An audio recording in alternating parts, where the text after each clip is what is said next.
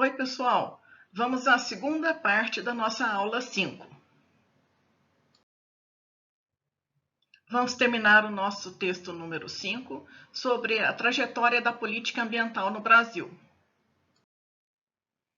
Então, nós vamos concluir o histórico, falar da estrutura institucional e dos desafios, muito brevemente, para a gente não alongar demais o nosso vídeo. Iniciamos aqui na década de 70. Eu queria trazer uma figura bem ilustrativa e acabei achando esse corcel lindo, maravilhoso, azul, porque hoje em dia a gente não vê os carros coloridos na rua. Nós vimos lá na nossa aula 2 a situação política e econômica na década de 70 no Brasil, né? Passamos a época do milagre econômico, entre 68 e 73, com taxas de crescimento muito grandes. Mas depois veio o primeiro choque do petróleo e um marco das políticas nacionais foi o segundo Plano Nacional de Desenvolvimento, de 74 a 78. No meio ambiente, foi uma década com grandes obras, como a construção do Itaipu, o projeto Carajás para a retirada de vários minérios e projetos de ocupação e colonização. Isso nós vimos na aula 2, mas essa aula 2, como eu disse lá atrás, tinha muito a ver com essa, onde esse texto vem falando especificamente sobre a trajetória ambiental no Brasil. E eu fui fazendo um paralelo já na aula 2, quando a gente fazia uma evolução do pensamento ambiental no mundo.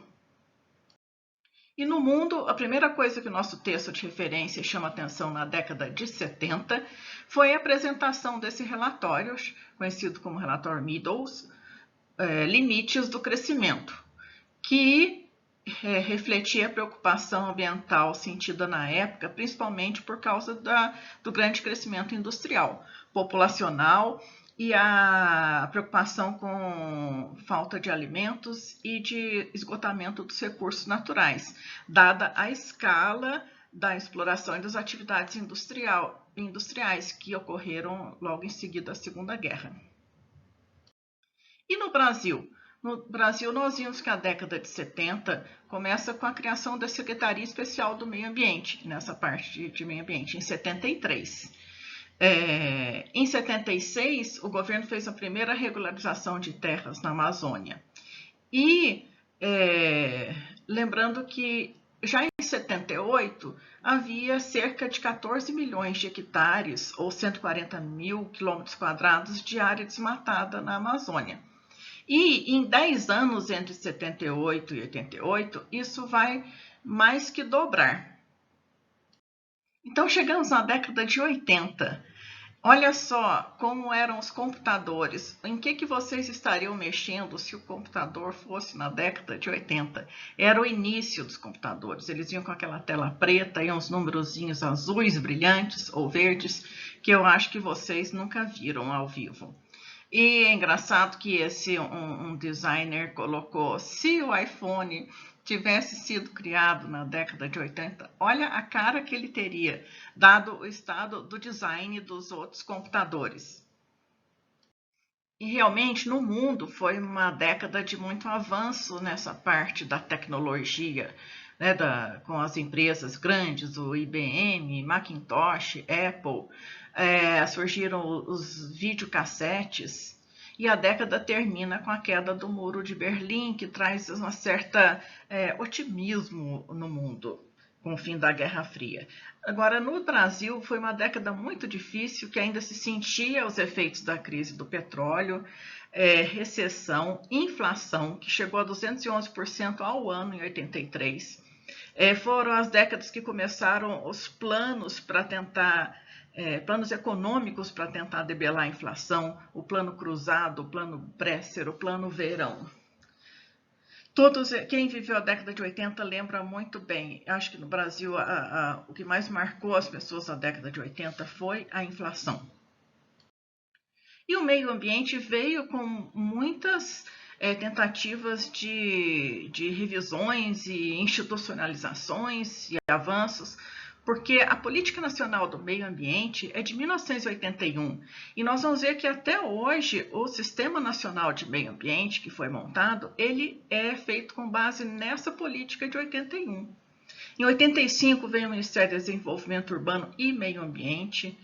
Em 1986, o Conselho Nacional do Meio Ambiente traz a primeira resolução sobre estudos de impacto ambiental, sobre licenciamento de atividades com impacto no meio ambiente.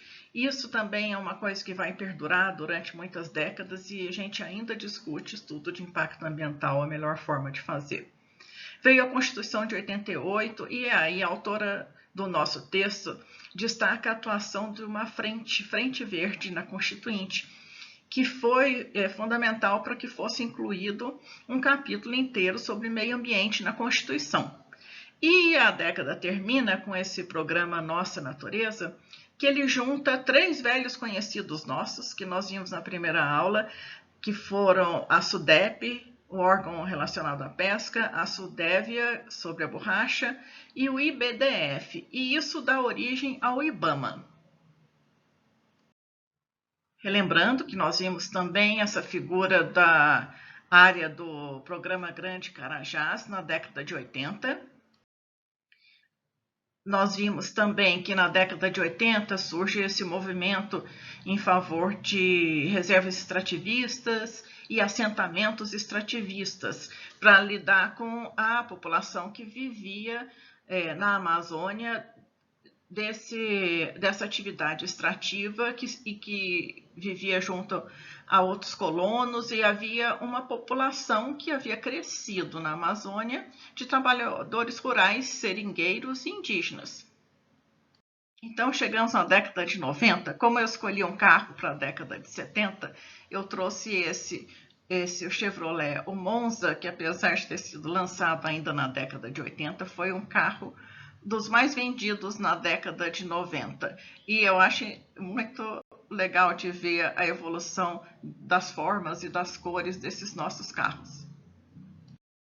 Então, a década de 90 no Brasil, ela começa ainda com a hiperinflação como a marca dela e mais planos para tentar debelar. Plano Collor 1, Plano Collor 2, até que vem o plano cruzado, a implantação do real, e finalmente é a década que o Brasil consegue estabilizar a sua moeda e começa finalmente a deslanchar mais a sua economia. Foi uma década muito rica para a área ambiental.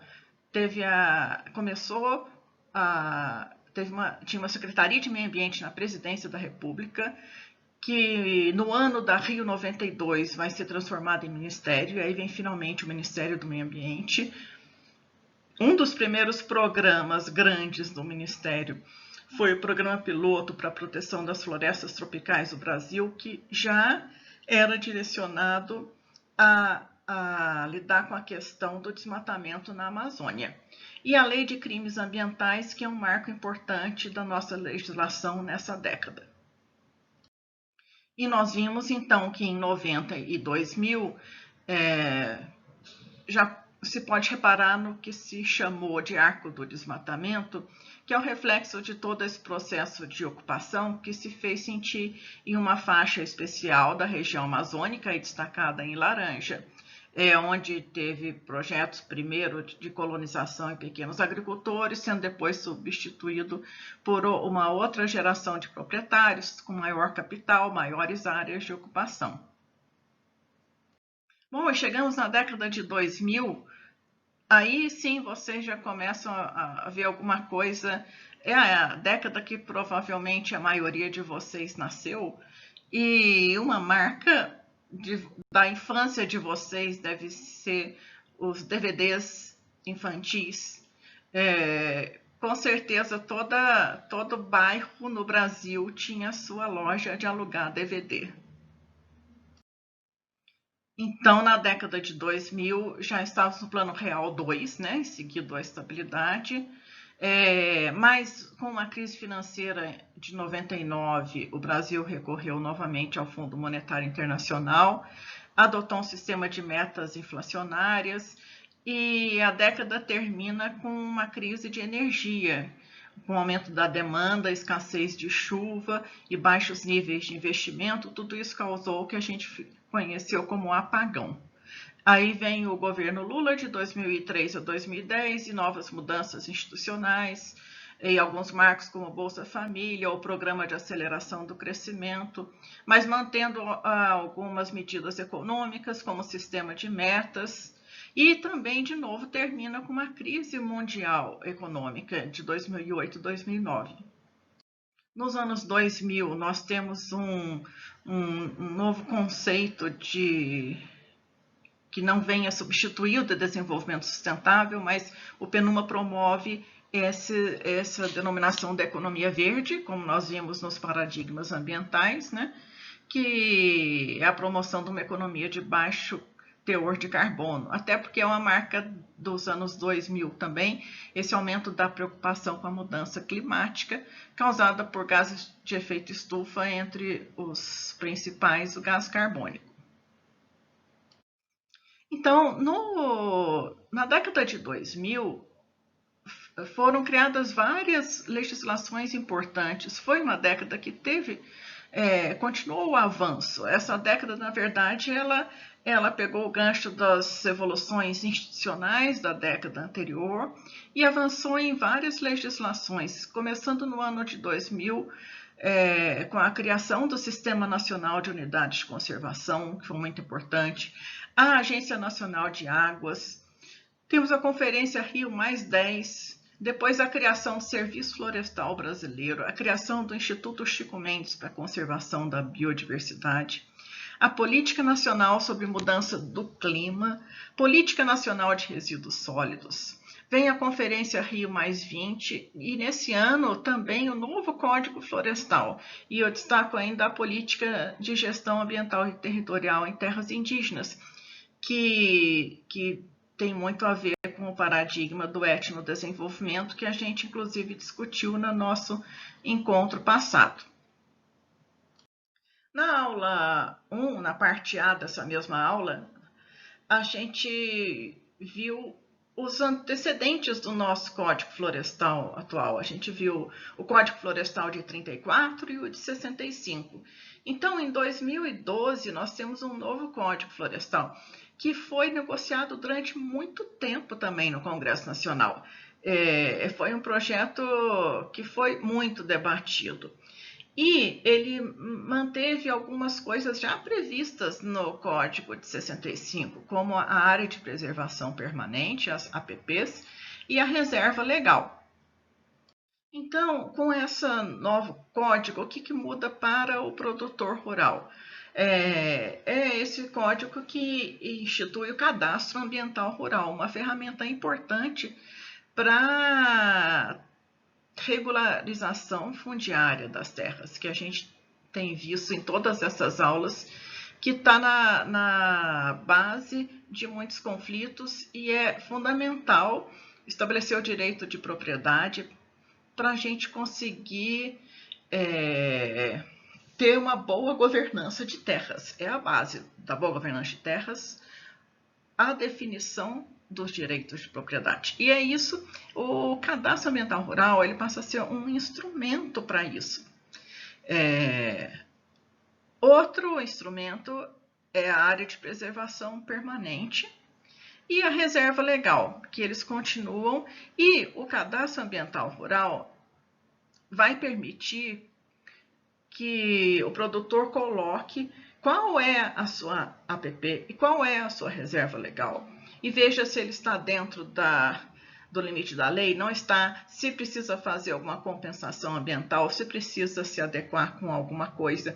Então, o cadastro é visto como um primeiro passo para a implementação de todos os novos instrumentos do Código Florestal.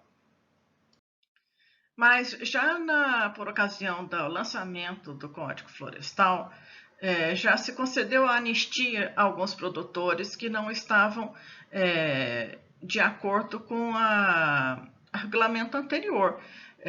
Eles já tinham tirado vegetação nativa acima do permitido. Mas por ocasião do Código Florestal, foi feita uma anistia à parte desses produtores. E mesmo assim, ainda os que não foram anistiados, ainda resta aproximadamente 21 milhões de hectares a serem regularizados. Era essa a estimativa na época, segundo esses dois autores em que eu fui procurar os números. Mas o código trouxe prazos para que os produtores rurais se adequassem a essas ferramentas. Uma delas era que, em maio de 2018, as instituições financeiras só concedessem crédito aos imóveis que já estivessem inscritos nesse cadastro. Até 31 de dezembro de 2018, todas as propriedades deveriam estar no cadastro e em conformidade com o Programa de Regularização Ambiental. O que é isso? É que, uma vez implementado o cadastro, podia-se identificar a APP e a reserva legal de cada um, quem tinha que fazer alguma adequação ou não. E aí, o terceiro passo, assinar um termo de compromisso aí com os estados para fazer a regularização e o monitoramento da sua área. Foi assim que o Código planejou o processo de regularização das áreas rurais. E com o prazo final, até maio de 2032, todo produtor rural está em conformidade com o Código Florestal em todo o Brasil. E como está o cumprimento desses prazos hoje? Desde janeiro de 2019, o Serviço Florestal Brasileiro passou para o Ministério da Agricultura e é ele o responsável pela implementação do Código Florestal. Então, ainda precisa concluir esse cadastro e dar um apoio aos pequenos proprietários ou povos de comunidades tradicionais que não estejam conseguindo fazer seu cadastro. Promover o mercado de cotas de reserva ambiental. O que é isso? Esse é um mecanismo que foi previsto que permite que um produtor que não tenha a reserva legal na sua área, ele possa negociar cotas de reserva ambiental com outro produtor que tenha excedente de cotas. É uma ideia excelente, é um instrumento econômico do meio ambiente, e quem vai emitir esse certificado dessas cotas de reserva ambiental é o Serviço Florestal Brasileiro. E então regulamentar essa série de incentivos econômicos à implantação da lei. Então, hoje em dia, existe esse Sistema Nacional do Cadastro Ambiental Rural, chamado SICAR, que é do Serviço Florestal. Existe um módulo para permitir uma análise eletrônica, porque, gente, são milhares e milhares de cadastros. Porque uma vez realizado o cadastro, esses cadastros têm que ser analisados e validados.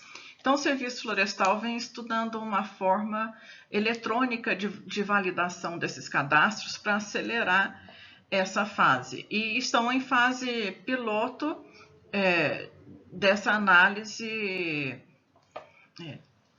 eletrônica, digamos assim, essa análise automatizada dos cadastros.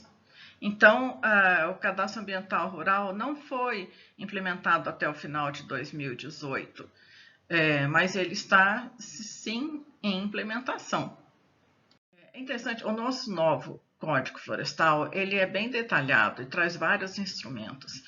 Então, seria muito interessante quem tiver curiosidade e quiser conhecer um pouco mais sobre o Cadastro Ambiental Rural e sobre esses outros instrumentos. A página do Serviço Florestal Brasileiro, ela é muito bem organizada e eu fiquei curiosa em buscar lá, enquanto eu colocava esses instrumentos, eu mesmo fiquei em dúvida em que situação que está hoje, o que já foi cadastrado, o que não está, e a melhor fonte é o próprio CAR. Então, para não passar uma informação errada para vocês de como está o Cadastro Ambiental Rural, eu fui lá pegar os últimos números divulgados no site. Então, até 31 de janeiro deste ano, 2020, já foram cadastrados 6,5 milhões de imóveis rurais. Então, gente, imagina, são 6,5 milhões de cadastros para serem analisados e validados.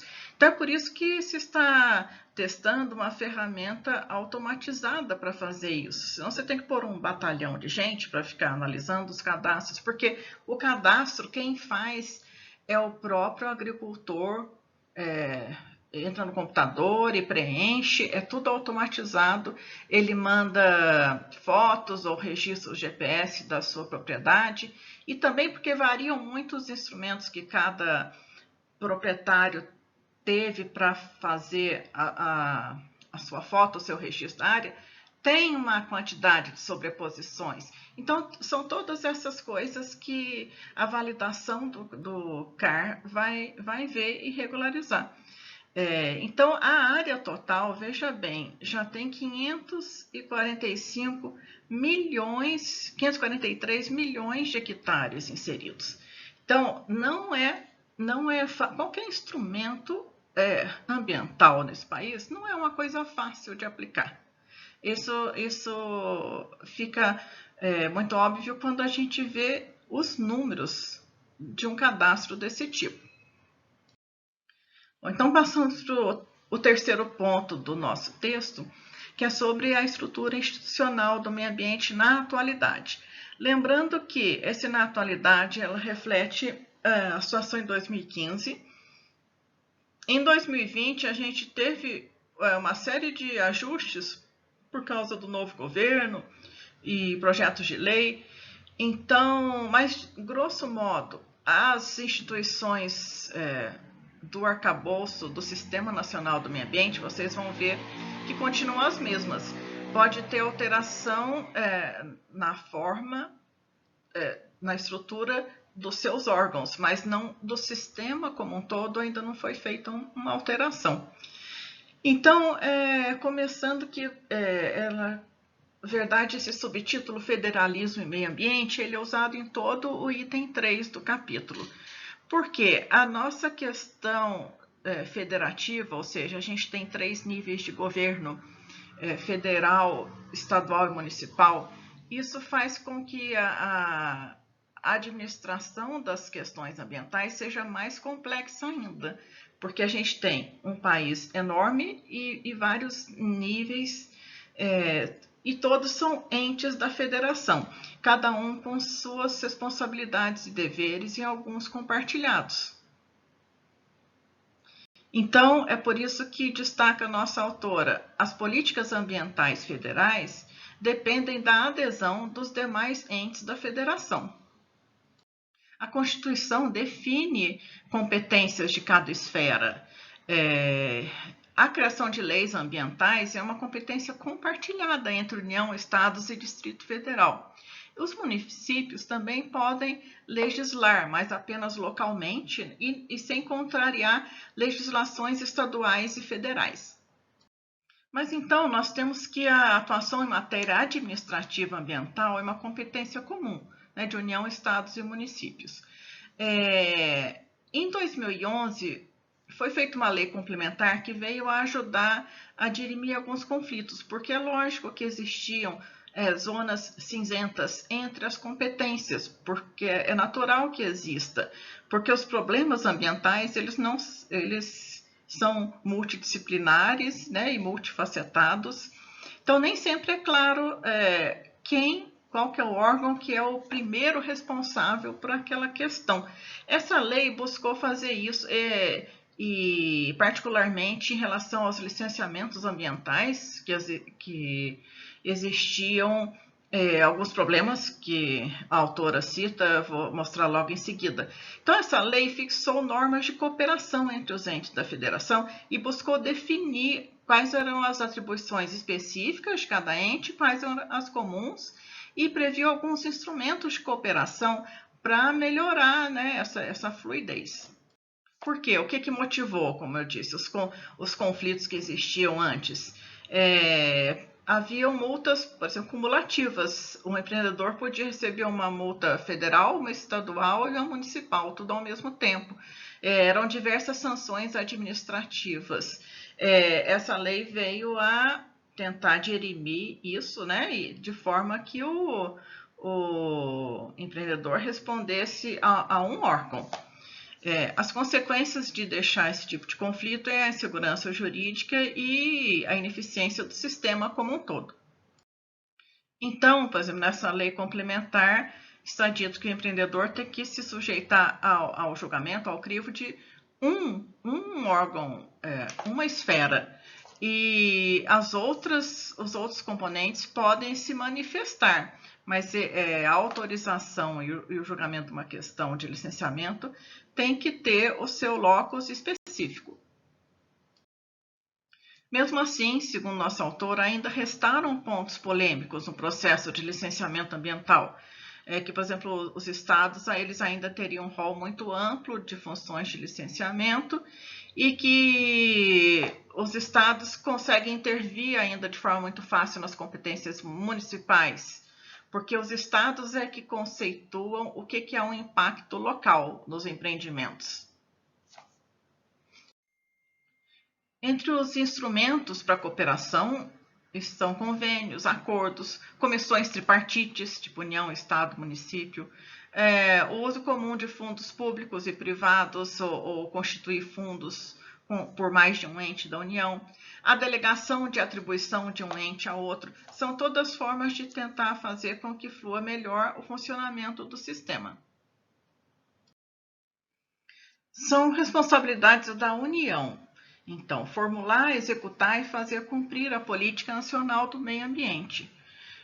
Promover a integração e articulação dessa política, que é justamente articular os seus programas e articular a política com outras políticas, como a de recursos hídricos, desenvolvimento regional, promover as pesquisas, manter o CISNAMA, promover a educação ambiental. Também são outras responsabilidades da União: o ordenamento territorial, o controle da qualidade ambiental, gestão florestal, proteção da biodiversidade e controle de transporte de produtos perigosos. Isso tudo está resumido num quadro da nossa autora, quadro 3, na página 27. Então, o Sistema Nacional do Meio Ambiente ele é composto por um Conselho de Governo, que é o seu órgão superior, o Conselho Nacional do Meio Ambiente, que é um órgão consultivo, o Ministério do Meio Ambiente, que é um órgão central, órgãos estaduais de meio ambiente, né, Secretarias Estaduais de Meio Ambiente, aqui no caso a SEMA-DF, e órgãos municipais de meio ambiente. Existem outros órgãos que formam um arcabouço institucional no Brasil, como o IBAMA, o Serviço Florestal Brasileiro, o ICMBio, a Agência Nacional de Águas, que tem também sua responsabilidade no cumprimento de políticas ambientais. Mas o CISNAMA ainda é o nosso Sistema Nacional de Meio Ambiente, ele ainda é válido, né, criado em 81, e é a estrutura adotada para a gestão ambiental no Brasil. Todos os órgãos, entidades responsáveis na União, nos estados, no Distrito Federal e município, fazem parte do CISNAMA. E existe no Ministério do Meio Ambiente um departamento de coordenação do CISNAMA. Há muitas críticas ao funcionamento do CISNAMA, sim, isso chama atenção no nosso texto. Até porque é um sistema complexo, como é complexo o país e como são complexas as questões ambientais. Mas ele foi criado há mais de 30 anos e ainda ele vem se aperfeiçoando, porque ainda há, por exemplo, a sobreposição de atuações. Os estados se queixam muito de que há centralização na esfera federal, às vezes a indefinição dos papéis entre órgãos estaduais e municipais, tanto que veio essa lei complementar de 2011, especificamente sobre essas questões de licenciamento. Mas não é fácil, porque, por exemplo, a questão é local. Se ela está ali restrita àquele município, aí não resta dúvida que o licenciamento é daquele município. Mas ele pode abranger uma área maior, e aí ele é estadual, mas ele pode abranger uma área de fronteira entre dois estados e se torna federal. Então, assim, não é tão óbvio definir qual órgão cuida do que em todo momento, até porque, como eu disse, é um sistema grande e complexo. Bom, entre os desafios e perspectivas, nós não vamos entrar muito a fundo, isso foi na avaliação feita naquela época. A gente pode concordar com alguns desses desafios e, de fato, reconhecer a complexidade de um sistema de coordenação de políticas ambientais para um país dessa dimensão, com essa diversidade. Agora, algumas pistas para a gente aperfeiçoar o sistema é que, por exemplo, investimento em planejamento, avaliação e mecanismos de accountability, como nós falamos na parte 1 dessa aula. Isso é importante para qualquer política. E a gente tem sempre que estar investindo nos mecanismos de planejamento e avaliação de políticas. A estrutura de governança fragmentada, aí sim, é um desafio para a nossa política nacional de meio ambiente, até porque ela é mesmo. Nós temos todos os estados e municípios são entes da federação.